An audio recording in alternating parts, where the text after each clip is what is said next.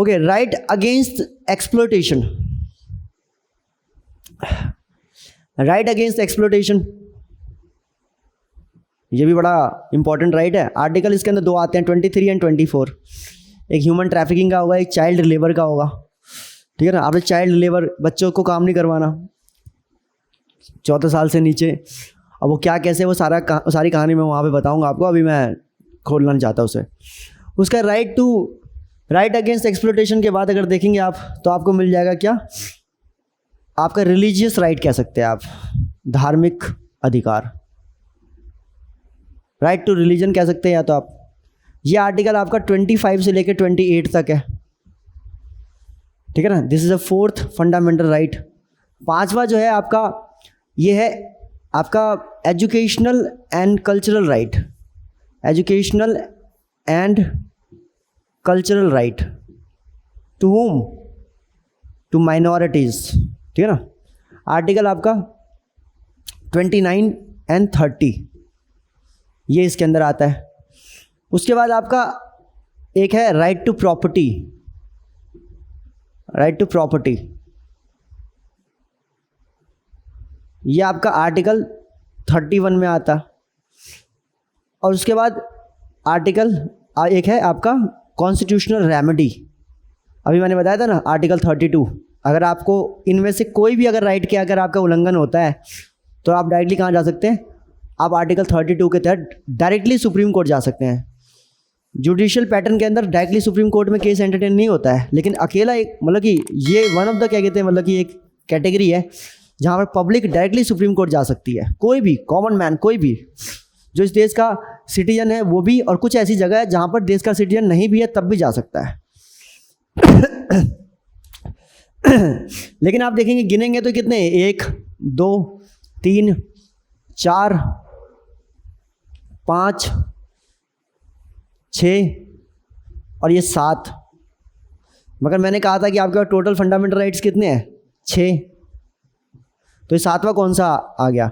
तो ये जो राइट टू प्रॉपर्टी है, ये राइट टू प्रॉपर्टी अब हमारा फंडामेंटल राइट नहीं है, ठीक है ना। अब ये हमारा सिर्फ कॉन्स्टिट्यूशनल राइट है, आर्टिकल 300A। अभी मैंने बताया था आपको, ये सिर्फ हमारा कॉन्स्टिट्यूशनल राइट है।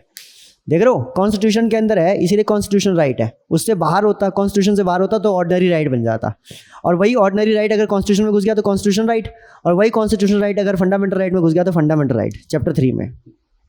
ये सारे के सारे हमारे फंडामेंटल राइट्स हैं। एक एक करके सबके ऊपर बात करनी है। एक एक करके मैं आपको सब कुछ के डिटेल में लेके जाऊंगा, और उम्मीद करता हूं कि आप सब लोग इस फंडामेंटल राइट के सीरीज़ को जो है साथ में लेके चलेंगे। बहुत कुछ है, बहुत अच्छी अच्छी चीज़ें हैं इसके अंदर बताने के लिए, ठीक है। तो चलो यार, क्या दिक्कत है, एक बार देख लो, एक बार क्लास लेके आपको लगता है कि हाँ कुछ मिल रहा है यूनिक, या कुछ ऐसी बातें हैं जो शायद और चैनल्स के थ्रू नहीं मिल पाई। आप, मैं ये नहीं कह रहा कि यहाँ देखो तो बाकी मत देखो, जो भी चैनल पे जो भी बेस्ट कंटेंट है, जो भी बेस्ट इन्फॉर्मेशन है, नॉलेज है, आप सबको गैदर करो, ठीक है ना। आप सबसे ज़्यादा इन्फॉर्म्ड, अपडेटेड, नॉलेजेबल, ठीक है, एजुकेटेड माइंड होने चाहिए इंडिया के, if you really want to be the part of the system. And I also want कि इसी तरह के लोग जो हैं अंदर जाए, जो बिल्कुल इन्फॉर्म्ड है, अपडेटेड है, एजुकेटेड है, नॉलेजेबल है और रैशनल है। तो हम लोग जो हैं सबसे पहले राइट टू इक्वालिटी को स्टार्ट कर रहे हैं, आर्टिकल 14 से लेकर और आर्टिकल 18 तक। समझना इसे ध्यान से, क्योंकि ये सिर्फ आपके सब्जेक्ट का कंटेंट नहीं, आपके एग्ज़ाम का मटेरियल नहीं, बल्कि आपकी लाइफ के लिए भी बहुत इंपॉर्टेंट है राइट टू इक्वालिटी। सबसे पहले आर्टिकल आपका 14 आता है। आर्टिकल 14 बात करता है इक्वालिटी बिफोर द लॉ के बारे में। इक्वालिटी बिफोर द लॉ का मतलब होता है कि कानून के सामने आप सब, हम सब बराबर हैं, ठीक है। कानून के सामने जो है हम सब बराबर हैं, हम सबको जो है इक्वल प्रोटेक्शन मिलेगी कानून के सामने, राइट टू इक्वल प्रोटेक्शन। और साथ में right to equality before the law, तो ये ध्यान रखेंगे, right to equality before the law. Okay, ये दो चीज़ों के बारे में बात करता है। ध्यान समझना इस चीज़ को। आर्टिकल 14 कहता है कि इक्वल प्रोटेक्शन ऑफ लॉ है हमारे पास, और प्लस जो है हमारे पास राइट है इक्वलिटी बिफोर द लॉ का भी। आपने कोर्ट के अंदर अक्सर फिल्मों में या किसी न किसी सीरीज़ में या आप सीरियल्स में या कहीं रियल लाइफ में खुद ही आपने देखा हो, तो हमारी जो कोर्ट के अंदर एक न्याय मूर्ति होती है, उस न्याय मूर्ति की आंखों पे पट्टी है। वो न्याय मूर्ति की आंखों पे लगी हुई पट्टी आपको क्या बताती है? वो आपको यही बताती है कि मुझे नहीं दिखाई देता कि मेरे सामने कौन खड़ा है, अमीर है, गरीब है, बच्चा है, बूढ़ा है, महिला है, पुरुष है, नौजवान है, लड़की है, मुझे कुछ नहीं दिखाई देता। मुझे सब बराबर दिखाई देते हैं, मेरे सामने सब बराबर है। मैं सबके साथ इक्वल सर्कमस्टेंस में इक्वल ट्रीटमेंट करूंगी। बहुत ध्यान से समझना ये बात जो मैंने बोली है, इक्वल सर्कमस्टेंस में इक्वल ट्रीटमेंट, इक्वल सर्कमस्टेंस में इक्वल ट्रीटमेंट।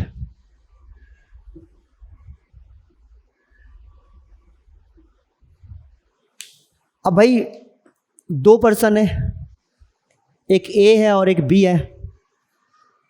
ए ने जो है, ए और बी में से ए ने जो है एक घर में चोरी की है और 5,000 रुपये चुराया उसने। एक ने बैंक में चोरी की है और उसमें जो है 50 लाख रुपए चुराए हैं। क्या दोनों की सिचुएशन जो है, सर्कमस्टेंस का मतलब होता है हालात, क्या दोनों के हालात, दोनों की स्थिति क्या अलग नहीं है? लेकिन ये जाते हैं कोर्ट के अंदर, इनको दोनों को पकड़ लिया जाता है और दोनों को कोर्ट में ले आया जाता है और कोर्ट दोनों को सुनती है और दोनों को एक जैसी सज़ा देती है, सेम ट्रीटमेंट। जैसे इसे 1 साल की जेल और इसे भी 1 साल की जेल। तो आपको नहीं लगता कि कहीं पे यहाँ पे नाइंसाफ़ी हो रही है? जिसने बैंक में डकैती की है, 50 लाख रुपए की डकैती की है, उसको भी 1 लाख रुपए का फाइन, 1 साल के लिए जो है उसको जेल। और जिसने 5,000 की नॉर्मल से चोरी की है, मतलब मैं ये नहीं कह रहा कि नॉर्मल है, मैं कोई प्रोटेक्ट नहीं कर रहा, डिफेंड नहीं कर रहा, लेकिन जो 5,000 रुपये की चोरी किसी घर में करके आया है उसके साथ भी सेम सर्कमस्टेंस। तो यहाँ पे कहीं ना कहीं यू विल फील लाइक कि इक्वल सर्कमस्टेंस में तो दोनों थे नहीं, तो फिर इक्वल ट्रीटमेंट क्यों हुआ? केस को थोड़ा सा बदल के देख लो आप। फिर ए और बी है और दोनों के दोनों पर्सन ने जो है किसी सी का जो है मर्डर किया है, सेम तरीके से किया है, सेम वही रामपुरी चाकू, वही प्लान करना दोस्तों के साथ और वही जो भी है, मतलब मेन यही है, बाकी हो सकता है दोस्तों का नाम बताया, जो कुछ भी है। और ए और बी ने मिलकर किसी का मर्डर किया। लेकिन ए को जब कोर्ट में लाया गया पकड़ने के बाद और बी को जब लाया गया दोनों को, तो ए को जो है वो 5 साल की सज़ा दी गई और बी को जो है वो 1 साल की दी गई। तो यहाँ पे सर्कमस्टेंस दोनों का सेम है, लेकिन फिर भी इक्वल ट्रीटमेंट नहीं है, तो ये भी नहीं होना चाहिए। केस तीसरा देख लेते हैं। तीसरे केस में क्या हुआ कि ए और बी फिर दोनों के दोनों है, दोनों ने मर्डर किया है, दोनों ने किसी को ऊपर पहुँचाने का काम किया है। लेकिन ए ने जो मर्डर किसी का किया है, वो मर्डर उसे करना पड़ा क्योंकि वो उसको मारने आ रहा था और अपने आप को बचाने के चक्कर में, सेल्फ डिफेंस के चक्कर में जो है उसने सामने वाले को धक्का दिया है, जो भी हुआ, और वो गिर गया और उसकी मौत हो गई। लेकिन दूसरे वाले ने पूरा इंटेंशनली किया था। इसे कहते हैं लॉ में मेंस रिया, गिल्टी माइंड। दोनों ने सेम, लेकिन कोर्ट जो है दोनों जब कोर्ट के सामने पहुंचे तो कोर्ट ने दोनों को 7-7 साल की सजा दी। फिर यहाँ पे क्या हुआ? अनइक्वल सर्कमस्टेंस में इक्वल ट्रीटमेंट कर रहे हैं। तो ऐसा कोर्ट कभी भी नहीं करेगा आपसे। तीनों एग्जाम्पल के अंदर बता रहा हूँ मैं, और भी कई एग्जाम्पल्स हो सकते हैं, लेकिन ये 3 तो बहुत ही इंपॉर्टेंट है। ये इन सबका एक ही सार है, वो क्या कि सर्कमस्टेंस अगर इक्वल है, अगर हालात एक ही है, तो ट्रीटमेंट भी एक ही होना चाहिए। ठीक है? अगर किसी ने किसी पर्सन का मर्डर किया है और उसकी सज़ा अगर 7 साल होती है या उम्र कैद होती है या जो भी होता है, तो दूसरे पर्सन ने भी सेम किया है और सेम सर्कमस्टेंस, उसे भी वही सेम सज़ा मिलेगी। ऐसा ना हो कि दोनों को अलग मिले। यही है इक्वालिटी बिफोर द लॉ। दो चीज़ें हो गई, कोर्ट में जब एंट्री हुई तो कोर्ट ने आपके साथ इक्वल ट्रीटमेंट किया। ऐसा नहीं कि कोई मंत्री आया तो उसे कुर्सी दे दी बैठने के लिए कि बैठो जी, अरे आप तो मालिक, आप कभी कभी आते आइए ऐसा नहीं।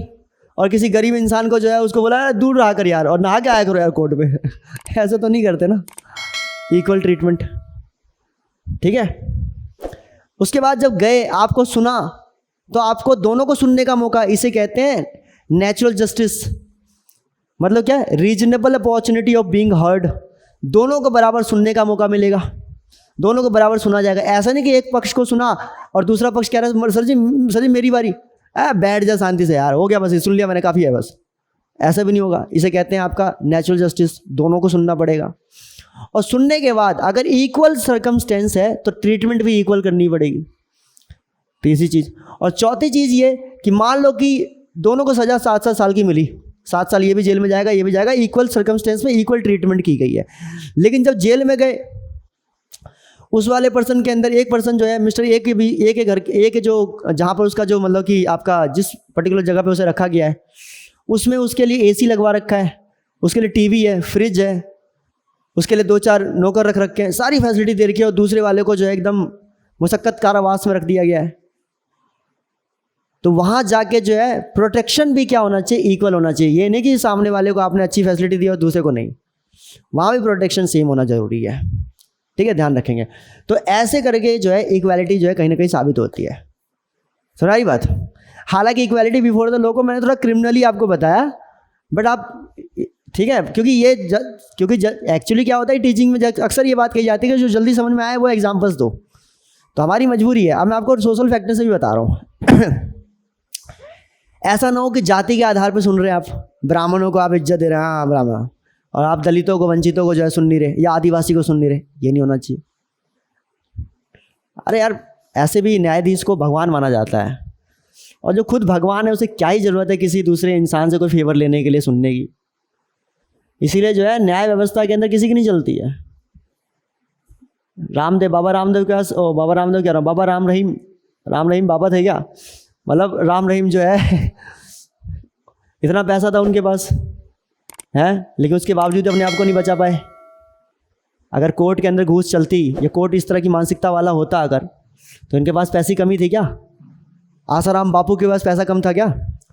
संजय दत्त के पास पैसा कम था? सलमान खान के पास कम है?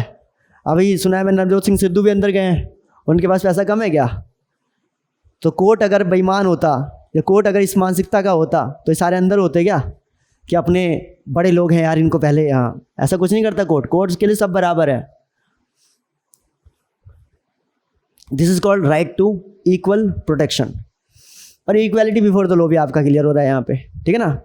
तो किसी को सामाजिक या कोई बड़ा नेता है, राजनीतिक, या किसी का बहुत ज़्यादा पैसा है, आर्थिक, सामाजिक, राजनीतिक और आर्थिक, किसी भी तौर से जो है किसी के साथ जो है कोई भेदभाव नहीं होगा। जब भेदभाव नहीं होगा सामाजिक, राजनीतिक और आर्थिक तौर तरीके से या किसी भी स्तर से, तभी तो पैदा होगी ना इक्वालिटी। और ये है क्या? Right to equality. ये सेक्शन ही कौन सी जिसमें हम बात कर रहे हैं? Right to equality. ये है आर्टिकल आपका 14, ठीक है, ध्यान रखेंगे। आई होप कि आपको समझ में आ गया हो। लेकिन मेरे को एक बात समझनी है जरा।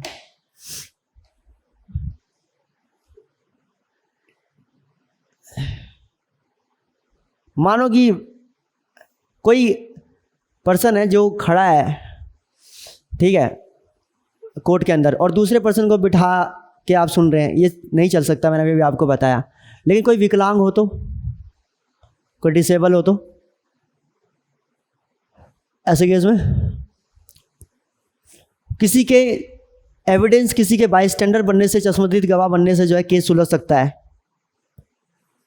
और उस इंसान, लेकिन वो इंसान मेडिकली फिट नहीं है, उसके लिए थोड़ी सी अलग से ट्रीटमेंट करी जाए तो, उसको थोड़ा सा तवज्जो ज़्यादा दी जाए तो, तब भी आप कोर्ट में दूसरी साइड में होंगे तो यही चिल्लाएंगे क्या कि सर जी इक्वालिटी नहीं हो रहा हमारे साथ। रीजनेबल कोई सिचुएशन है, कोई ऐसा कंडीशन है, तो उसके अंदर जो है कहीं ना कहीं जो है कोर्ट थोड़ा सा आपके साथ कर सकता है। तो ये तो जेन्युइन केस है। ये तो आप लोग बस में भी देखते होंगे, बस में भी महिलाएं हैं, इनको बिठाते हैं। तो क्योंकि भाई फिजिकली अगर कोई चैलेंजेबल है तो ऑब्वियसली बात है ऐसे केस के अंदर जो है आपको थोड़ा सा जो है स्पेशल ट्रीटमेंट आपको दी जा सकती है। बस ये सब कुछ केसेस हैं, कुछ स्पेशल कुछ केस है तो ही स्पेशल ट्रीटमेंट दी जाएगी, otherwise this is the equality before the law. उसके बाद article 15 that deals with, article 15 के अंदर क्या है,